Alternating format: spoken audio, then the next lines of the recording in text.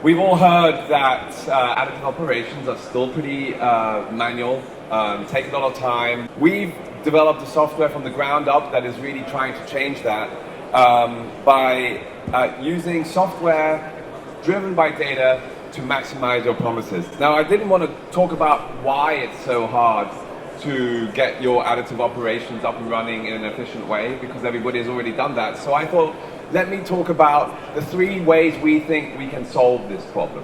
Okay, and the 3 ways are really driven by data, 100% focused on what will help the operator, and thirdly, staying within a very open and flexible format that enables large operators to integrate, to expand, and to take advantage of the future. So let's talk about the data piece first, right? We're generating a lot of data throughout the process. This is just a representative workflow in additive. And so if you look at that, that's where we're generating data. This is where we might use the data to automate the process, right? So except in 2 or 3 locations, data can really be used to automate your additive manufacturing operations. And then more than that, the data could also be used to manage your QA needs, right? So we have automation and QA driven by data or underlined by data that you're already generating and nobody's taking advantage of right now. So the first principle that we follow is that no matter what happens, your data is going to be incredibly important to you. And I know that this is kind of a general riff run of the Industry 4.0 era. I want to show you what practical solutions or how that approach has practically driven our solutions. Okay, I will do that. The second principle is that you need to stay open. Now, this showroom is amazing. Anybody who came here last year will have seen half as many stalls. Anybody who came here 2 years ago, half as many again. Right? So we don't know what the future holds. We don't know what this showroom will look like in 5 years' time. Right? These are just the new printer startups that you see. These are some of the new software startups that you see. Right? And so if I have one prediction for the additive market, it's that it's going to change fundamentally. And if you create a software to take advantage of your data and you make it in a very standardized format that is not open to that change, you will lose. So the second principle we follow is one of being able to grow as the market grows and staying open to that change. Here are just some ways that the most critical components in your additive workflow may be subjected to change in the next couple of years. These are just some of the things that we've learned. For example, post-process by AMT is coming in with much more automated solutions on the post-processing side. So how do you deal with that? Now, one way is that you need to be 100% API accessible, right? Which means that if a new solution, a new software or hardware solution comes into the market and you want to utilize it, you don't have to utilize a new interface. You can actually tell that solution, integrate directly with my APIs. Okay, here's how I want you to integrate so that I do not have to learn a new software. I do not have to train up my people again, right? You have to create an environment where people compete the entire time for your attention. Your mesh healing algorithm that you're using today may be great, but what if next year somebody's coming into the market that has another mesh healing algorithm that would be just as good? That would be even better. And if you don't build it all on the common framework that allows the data to move from the machines and from the other post-processing steps directly into these software solutions, you're going to suffer. So that is our second insight. The third insight is if you don't focus on creating value for the operator today, then you will not capture more data. You really have to think about what sucks for the operator and solve those problems first, not create a digital platform or have big high-flying phrase words. And you can win, right? We estimate that there's savings between 50 cents and $85 a part if you focus on automating things that currently preoccupy the user, right? And it doesn't only save you money, it saves you frustration among the customers, among the operators, among other users. And what's more is, if you give the support to the operator that they really deserve, then they will use the system and make your system smarter as they go along. So enough of the prelude. How do we actually create a new system based on these principles? Okay, we use data to improve the efficiency and the transparency of your operations. I'll show you what that actually means in practice. We use, for example, we take an order intake. In the order intake stage, we analyze the file, we make sure that it's printable, we attach a workflow to the file, we create a quote. Now this quote is driven by machine learning of your historical prints. We know how much time similar prints have taken in the past, and therefore we can estimate to a high degree of accuracy very quickly how much time and how much material future geometries might take to print. So that's just one example of us using data. Second is scheduling. We know what is printing where at any point in time because we're connected directly with the machines. We can schedule much more intelligently. We know what's in your backlog, and we know what the machine is capable of doing, so we can match those two up really neatly, right? And we're using data in a variety of other ways, whether we're just monitoring files, whether we're learning continuously, whether we're integrating. And I actually want to go into some of these a little bit more detail, right? So the seamless order intake, I think I described it in some way. We really, all the steps you do, whether it's orientation, support, or healing, or workflow generation, quoting, all of those currently add up to hours of time for operators in some cases. So we can do all of these at the drop of a hat in a very rapid succession. Now, we recognize that right now, even though we have the tools available to allow you to schedule without any manual intervention at all, humans still want to be able to schedule the parts themselves.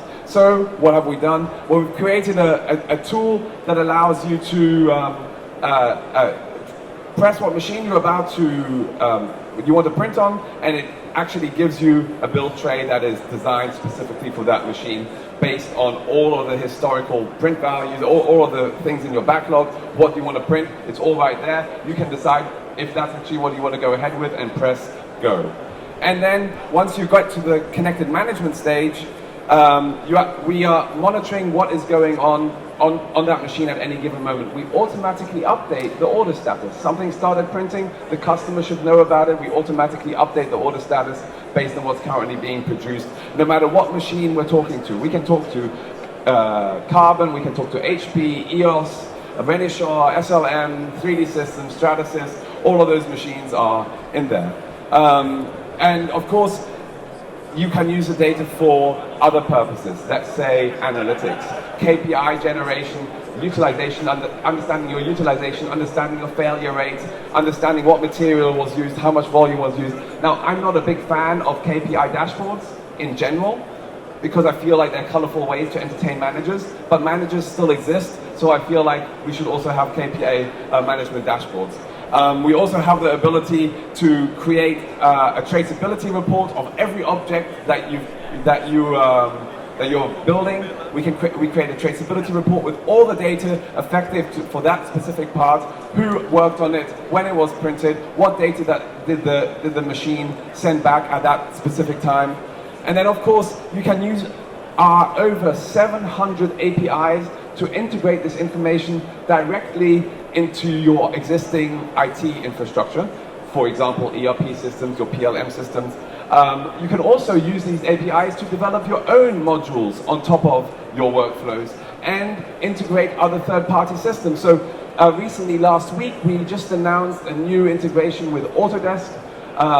So you can actually, any object that's loaded into our workflow tool, you can press a button and it loads directly into NetFab. If you save it in NetFab, it saves right back into our system. That's how easy these APIs make integration into third-party systems. You're going to see a lot more of that. Right here we have Ilan from Prosper 3D. Prosper 3D integrated with us to offer an alternative quoting algorithm. Now we have one, but we're not afraid of competition. So we invited a third-party provider to come on board and provide another quoting algorithm in there. So just as a summary, how we use data today, fairly simple, right? Machine learning for quoting, we're creating traceability reports, we are doing KPI dashboards, and we're automatically updating the order status. Quick test, which one of these has the highest return on investment? Which one saves the most amount of money? Any guesses? No? Well, I'll tell you for free. Automatic order status updates. One of our clients is saving $96,000 just because they know every year, because they know what's printing, when it's printing, where it's printing, and they can send automatic alerts related to that directly to people's emails and phones. We're not stopping there. There's a lot more options on the table. There's going to be more intelligent scheduling. We obviously have predictive maintenance ideas that need to be deployed. And ultimately, we're working with Oak Ridge National Lab because of the amount of data that we're generating. We want to be able to predict what the quality of the part is as it's coming out, while reducing the amount of total testing that you have to do.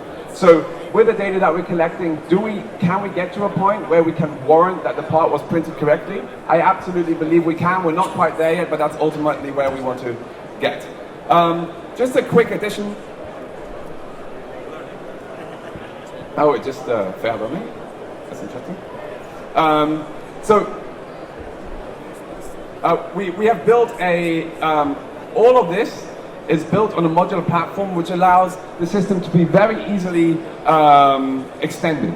So we have multiple ways of adding additional features onto the system, which may or may not be provided by third parties. For example, watermarking, serialize every object as it's coming through the system. Right, so there's quite a few different ways to be able to extend the system. One, maybe I can point this out, is secure delivery, protecting that IP as it's being sent not only to yourself but to third parties as well, which you can manage through us. So if I want you to remember two things that Authentise is about, we're driven by data and we're open, so that you don't have to worry about using a good product today by the substandard product tomorrow. We're open for innovation, so we're always going to be best in class. One of the things I want to point out is that all the things that we do, and what has really enabled us to be so open, is that we're built on a modular infrastructure. You can go to docs.authentise.com today and access our 700 APIs, or a portion of our 700 APIs directly. And you can also start coding against them. If you don't want to use the software platform that we have built on top of these modules yourselves, you have the option of going in and developing your own tools on top of those APIs. It's completely up to you. If you're a software developer today, talk to me about how you might integrate into this platform. But I want to point out that you can buy these modules separately. So this is just our machine connectivity piece. If what you're interested in is connecting to these different devices that I just listed up to you, you can, and getting a dashboard out of it. You know what I feel about dashboards. Here's a way to do that. So I'll just wrap up now. I think there's a conversation to be had. I wouldn't be as bold as to say that the companies that we work with are companies that are going to click on a button and start using a system online. It's a conversation. What are your needs? Where do you want to go?